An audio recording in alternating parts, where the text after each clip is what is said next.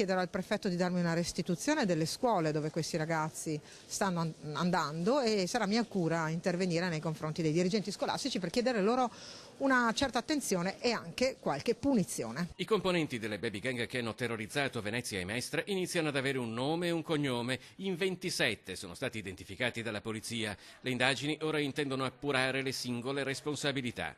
Il prefetto di Venezia, Vittorio Zappalorto, intanto intende convocare i genitori per capire il contesto nel quale è maturato un fenomeno che ha scioccato la città. Se sono fino ai 16 anni, tra i 16 e i 18, verosimilmente stanno andando a scuola, quindi il problema mi riguarda anche come assessore all'istruzione. Io plaudo all'iniziativa del prefetto perché chiamare i genitori vuol dire anche mettere i genitori di fronte alle responsabilità.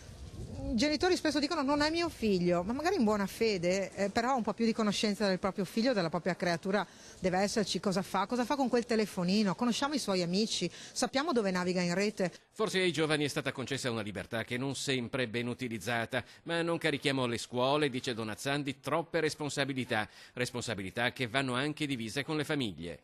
Non è più nemmeno un problema di classe sociale, c'è la noia, c'è tanto uso di droga. Sapete che sul tema della droga io sto chiedendo che ci siano addirittura i test obbligatori per i ragazzi, perché far prendere loro paura, farli preoccupare delle loro scelte oggi, li salverà per domani. Bisogna educarli questi ragazzi, ma ha detto il sindaco Brugnaro, arriverà anche la bastonata oltre alla carota. Beh, io non so se il bastone può servire, se dovesse servire ben venga anche il bastone.